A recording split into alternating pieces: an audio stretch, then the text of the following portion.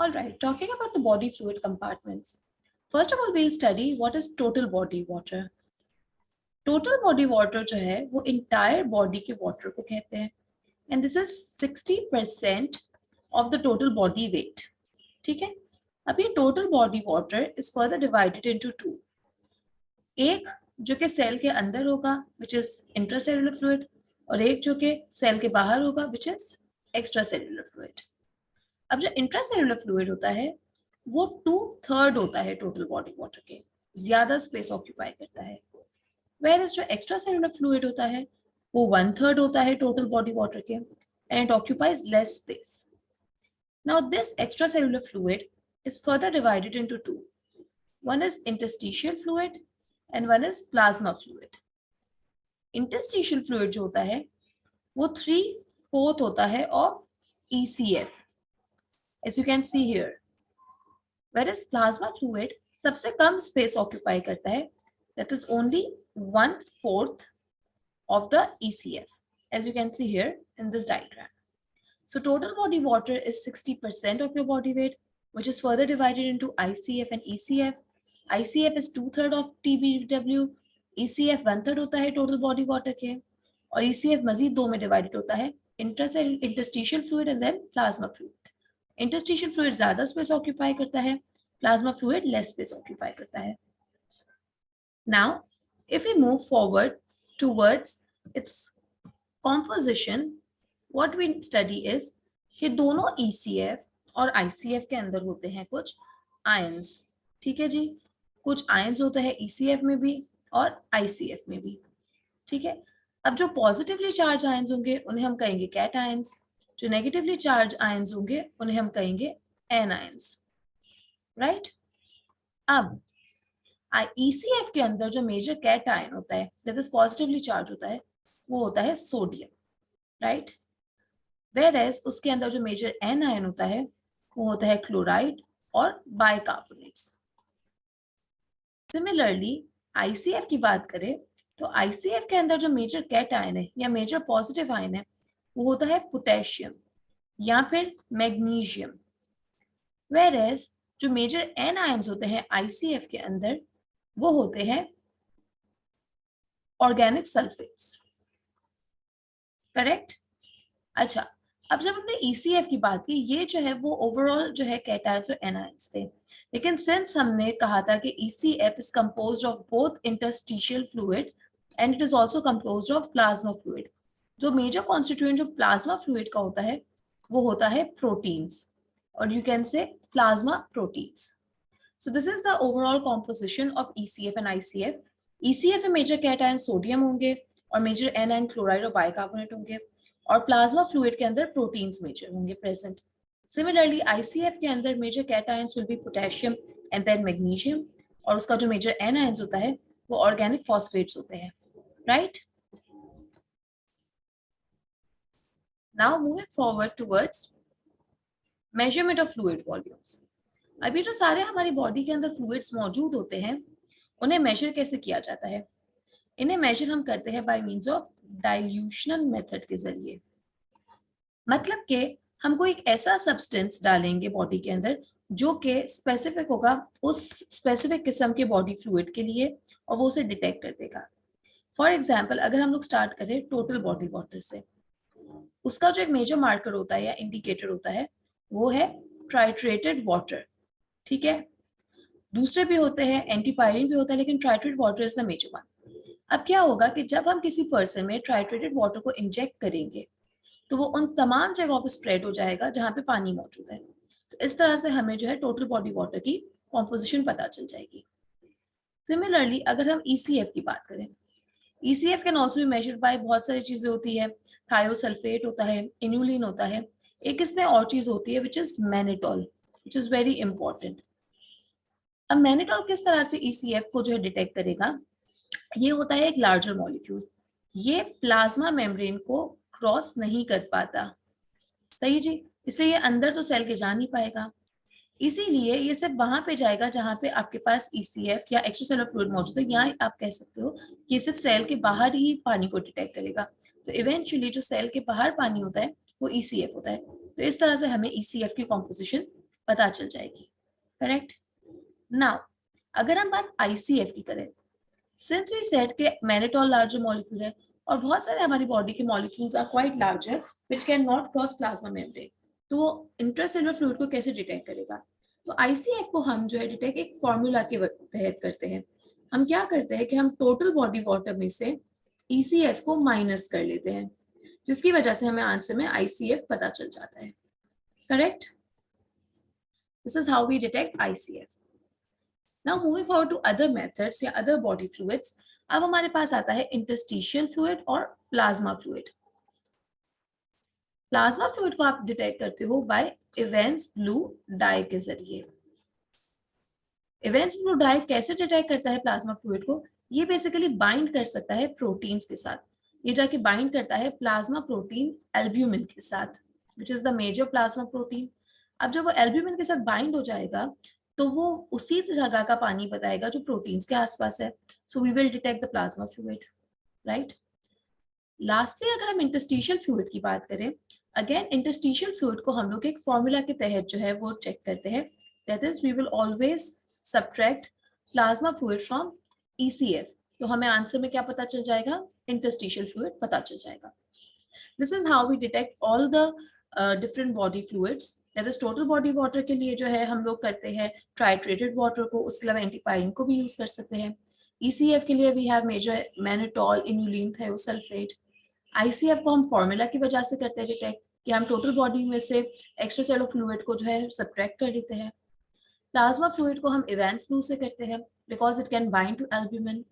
And lastly interstitial fluid को हम लोग अगेन सब्ट्रैक्ट करते हैं प्लाज्मा वॉल्यूम को ECF में से, तो हमें इंटरस्टिशियल फ्लूइड पता चल जाता है, right. Now moving forward towards shifts of water between compartments. Steady state जो है वो कब अचीव होती है? जब हमारे ECF और ICF की ऑस्मोलैरिटी जो है वो इक्वल हो जाए। अब इसे इक्वल करने के लिए कुछ शिफ्ट्स होते हैं वाटर के बिटवीन ICF एंड ECF, ठीक है जी। अब ये शिफ्ट्स कैसे होते हैं और कौन सी कंडीशंस के अंदर होते हैं वो पढ़ना जरूरी है। फर्स्ट ऑफ ऑल जो है वो हमारे पास 3 तरह की चेंजेस आ सकती है ऑस्मोलैरिटी के अंदर, ठीक है। इधर हमारे पास जो है वो आइसो ऑस्मोटिक हो सकता है, ठीक है, हाइपो ऑस्मोटिक हो सकता है या हाइपर ऑस्मोटिक हो सकता है, ठीक है जी। ये तीनों ऑस्मोलैरिटी की कंडीशंस पॉसिबल होती है। दोनों के अंदर जो है आइसो ऑस्मोटिक कहे, हाइपो कहे या हाइपर कहे, हमारे पास जो है या तो कॉन्ट्रैक्शन हो सकती है पानी की, ठीक है जी, या फिर वॉल्यूम की एक्सपेंशन हो सकती है, राइट। अब आइसोऑस्मोटिक कॉन्ट्रैक्शन और एक्सपेंशन किन कंडीशंस में होती है, हाइपोऑस्मोटिक कॉन्ट्रैक्शन एक्सपेंशन किस में होती है, और हाइपर में कब कॉन्ट्रैक्शन एक्सपेंशन होती है, वो डिफरेंट सिनेरियोज पे बेस करता है या डिफरेंट कंडीशंस पे बेस करता है। अब सबसे पहले if we study about isoosmotic expansion, ठीक है जी। आइसोऑस्मोटिक एक्सपेंशन कब होगा? सबसे पहले जब हमारी बॉडी के अंदर हम गेन करेंगे आइसोटोनिक NaCl को, या अगर किसी को इन्फ्यूज किया जाए, ठीक है, NaCl, लेकिन कौन सा आइसोऑस्मोटिक या आइसोटोनिक NaCl किया जाए, उस सूरत हाल में क्या होता है कि हमारे पास होता है आइसोऑस्मोटिक एक्सपेंशन। अब आइसोऑस्मोटिक एक्सपेंशन कैसे होगा? ये है हमारे पास ICF, this is ECF, right. अगर जो है मैं पानी को इन्फ्यूज करूंगी या NaCl को डायरेक्टली इन्फ्यूज करूंगी आइसोऑस्मोटिकली, तो ये ECF का जो वॉल्यूम है वो बढ़ जाएगा, राइट। मगर इसकी ऑस्मोलैरिटी पे तो कोई इफेक्ट आना नहीं है क्योंकि हमने तो जो है आइसोटोनिक NaCl इन्फ्यूज किया है। तो ऐसे कंडीशन में कोई भी किस्म का वाटर का शिफ्ट नहीं होता बिटवीन ECF एंड ICF, क्योंकि सिर्फ और सिर्फ वॉल्यूम बढ़ा है, ऑस्मोलैरिटी दोनों की सेम है, करेक्ट। अच्छा, वॉल्यूम इसका बढ़ जाएगा। सेकेंडली इस कंडीशन में क्या होता है कि जो प्लाज्मा प्रोटीन्स होते हैं वो डिक्रीज हो जाएंगे या कह दो कि डाइल्यूट हो जाएंगे, क्योंकि पानी हमने बढ़ा दिया है, राइट। तीसरा यहाँ पे क्या होता है कि जो आर्टीरियल ब्लड प्रेशर होता है वो भी इंक्रीज हो जाएगा। तो जब हम लोग इन्फ्यूज करते हैं आइसोटोनिक NaCl, तो जो कंडीशन होती है उसे हम कहते हैं आइसोऑस्मोटिक एक्सपेंशन, ठीक है। और इस आइसोऑस्मोटिक एक्सपेंशन में होता ये है कि ECF का सिर्फ वॉल्यूम बढ़ता है, ऑस्मोलैरिटी में कोई चेंज नहीं आता, इसीलिए कोई शिफ्ट नहीं होता। प्लाज्मा प्रोटीन्स जो है वो डाइल्यूट हो जाती है क्योंकि वॉल्यूम बढ़ चुका है, और जो आर्टीरियल ब्लड प्रेशर है वो भी इंक्रीज हो जाता है। This was about isoosmotic expansion. Now if you talk about iso-osmotic contraction, ठीक है, ये कब होता है आइसोऑस्मोटिक कॉन्ट्रैक्शन? जब हो जाए किसी को डायरिया। अब जब हमारी बॉडी में डायरिया होता है तो आइसोटोनिक फ्लूइड जो है वो लॉस हो रहा है बॉडी का। ऐसी कंडीशन में क्या होगा कि हमारे पास जो ECF है उसका वॉल्यूम डिक्रीज हो जाएगा क्योंकि लॉस हो रहा है वाटर, राइट। लेकिन क्योंकि आइसोटोनिक फ्लूइड बॉडी से लॉस हो रहा है, इसीलिए अगेन ऑस्मोलैरिटी में कोई चेंज नहीं आएगा और अगेन कोई शिफ्ट ऑफ फ्लूइड्स नहीं होगा बिटवीन ICF एंड ECF। अब क्या होगा, यहाँ पे जो प्लाज्मा प्रोटीन्स है अब उसकी कॉन्सेंट्रेटेड हो जाएंगे वो, या वो इंक्रीज हो जाएंगे क्योंकि वॉल्यूम जो है वो डिक्रीज हुआ है, तो ये कॉन्सेंट्रेटेड हो जाएंगे, राइट। एंड साथ ही साथ जो आर्टीरियल ब्लड प्रेशर होता है वो भी डिक्रीज हो जाएगा क्योंकि वॉल्यूम जो है वो डिक्रीज हुआ था, correct. So this is about iso-osmotic contraction. Now if you move forward towards hyper osmotic चीजें, कि जो ऑस्मोलैरिटी है वो नॉर्मल से बढ़ चुकी है। अगर हम हाइपर की बात करें, ठीक है, अब अगर हम हाइपर एक्सपेंशन की बात करें, हाइपर ऑस्मोटिक एक्सपेंशन की बात करें, हाइपर ऑस्मोटिक जो एक्सपेंशन है, ठीक है, वो कब होता है? जब हम लोग ने सिर्फ और सिर्फ हाई NaCl इंटेक करें। अब यहाँ पे हम रॉ सॉल्ट ले रहे हैं, ठीक है, NaCl का। इसमें हम लोग जो ये कंडीशन थी जिसमें हमने कहा था कि आइसोऑस्मोटिक एक्सपेंशन हो रहा था, तब हमने आइसोटोनिक NaCl को लिया था, राइट। लेकिन यहाँ पे हाइपर ऑस्मोटिक एक्सपेंशन के अंदर हम लोग NaCl का इंटेक करते हैं। और जब NaCl का इंटेक करेंगे तो होगा ये कि जो हमारा ECF है उसकी जो है वो वॉल्यूम भी बढ़ जाएगा, ठीक है जी, क्योंकि इंक्रीज हुआ है। साथ ही साथ जो है इसकी ऑस्मोलैरिटी भी जो है वो बढ़ जाएगी क्योंकि हमने NaCl डाला हुआ था, सॉल्ट डाला है, ठीक है। अब जब हमने ऑस्मोलैरिटी इसकी बढ़ जाएगी तो होगा क्या कि ICF अपना कुछ पानी इसे देगा, ठीक है जी। ICF जो है वो अपना कुछ पानी इसे देगा ताकि ICF की भी जो ऑस्मोलैरिटी है वो ECF की तरह बढ़ जाए, राइट। इस तरह से क्या होगा कि शिफ्ट होगा वाटर का या फ्लूइड का फ्रॉम ICF टू ECF ताकि ऑस्मोलैरिटी दोनों की बैलेंस हो सके या इक्वल हो सके, करेक्ट। और अब क्या होगा कि सिंस ICF ने अपना पानी ECF को दे दिया, ECF का वॉल्यूम बढ़ गया, लेकिन जो ICF होगा उसका वॉल्यूम हो जाएगा decrease. If I explain it again clearly, तो होगा ये हाइपर ऑस्मोटिक एक्सपेंशन का एक एग्जांपल होता है जब हम लोग हाई NaCl इंटेक करते हैं। जब NaCl ECF में दाखिल होगा तो उसकी ऑस्मोलैरिटी बढ़ जाएगी, ठीक है। ऑस्मोलैरिटी बढ़ेगी तो ICF ऑस्मोलैरिटी को बैलेंस करने के लिए अपना पानी ECF को दे देगा। अब जब वो अपना फ्लूइड ECF को देगा तो उसकी भी ऑस्मोलैरिटी बढ़ जाएगी, लेकिन सिंस उसने अपना पानी से दे दिया है तो इसका वॉल्यूम डिक्रीज हो जाएगा, और ECF को क्योंकि ICF से पानी मिल गया है तो उसका वॉल्यूम इंक्रीज हो जाएगा। This is about hyper osmotic expansion. Now we'll move forward towards hyper osmotic contraction. अब हाइपर ऑस्मोटिक कॉन्ट्रैक्शन किस कंडीशन के अंदर होता है? जब हमारी बॉडी से वाटर लॉस हो रहा हो, जिसका एक प्राइम एग्जांपल है स्वेटिंग, ठीक है जी।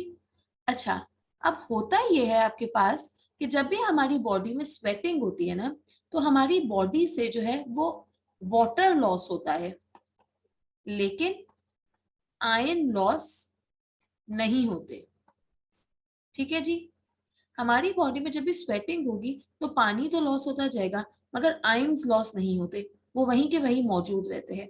ऐसी कंडीशन में हो क्या जाता है कि जो ECF होगा, अगेन क्योंकि पानी लॉस हुआ है, ठीक है, तो उसका वॉल्यूम तो जो है वो डिक्रीज हो जाएगा, ठीक है, सिंस वॉल्यूम लॉस हो रहा है तो कॉन्ट्रैक्शन होगी।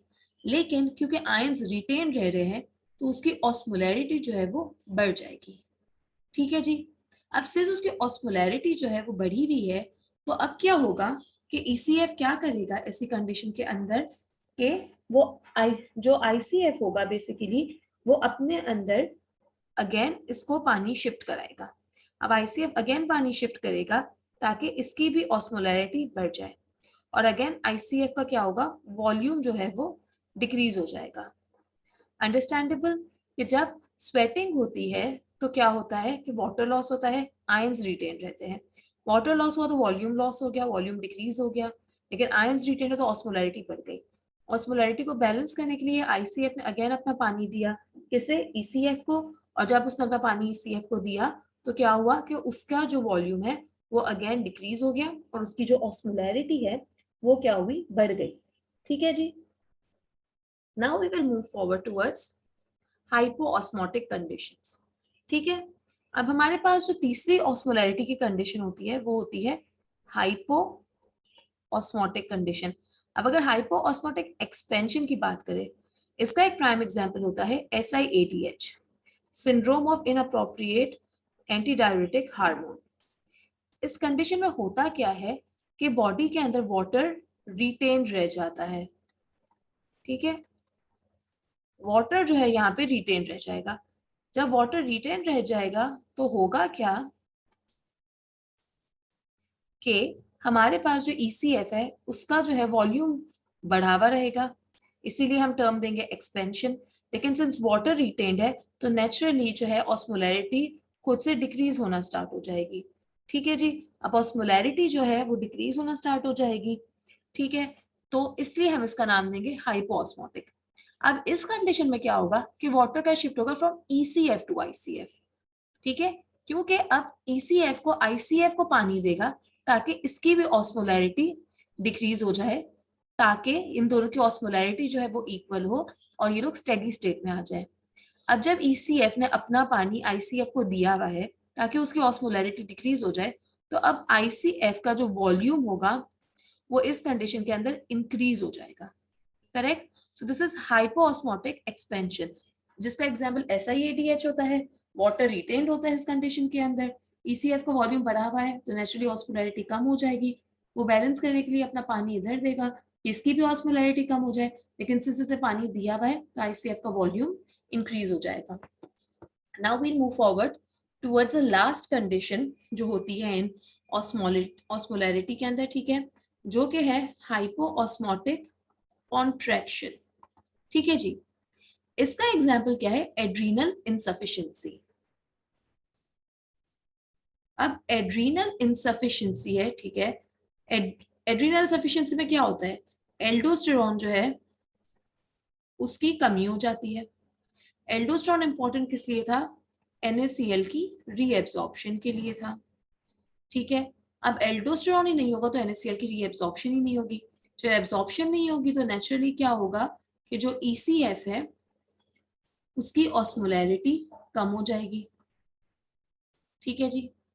अब दूसरी चीज, एल्डोस्टेरॉन जो है वो NaCl की एब्सॉर्प्शन तो कराता है, और इस एब्सॉर्प्शन की वजह से वाटर की एब्सॉर्प्शन भी हो रही होती है।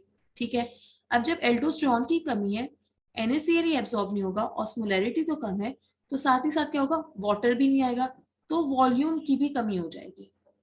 ठीक है जी, वॉल्यूम की कमी हो गई इसलिए हमने नाम दे दिया हाइपोऑस्मोटिक कॉन्ट्रैक्शन। ठीक है, अब ऑस्मोलैरिटी को बैलेंस करने के लिए क्या होगा कि ECF अपना पानी अगेन जो है वो किसे देगा, ICF को देगा। ठीक है जी, ताकि ICF जो है उसकी भी ऑस्मोलैरिटी कम हो जाए और ये लोग बैलेंस में आ जाए। लेकिन अगेन ICF का जो वॉल्यूम है वो यहाँ पे इंक्रीज हो जाएगा क्योंकि इसने अपना पानी इससे दिया हुआ है। Is that all clear about hypoosmotic contraction? This was all about shift of water between compartments. Moving forward, now we have the topic of edema. Edema का मतलब क्या होता है? Edema is basically accumulation of fluid. अब ये fluid जो है accumulate cell के अंदर भी हो सकता है, सेल के बाहर भी हो सकता है। ठीक है, अगर ये अंदर होगा तो उसे हम इंट्रासेलुलर एडिमा कहेंगे, अगर ये बाहर होगा तो हम इसे एक्स्ट्रा सेलुलर एडिमा कहेंगे। ठीक है जी।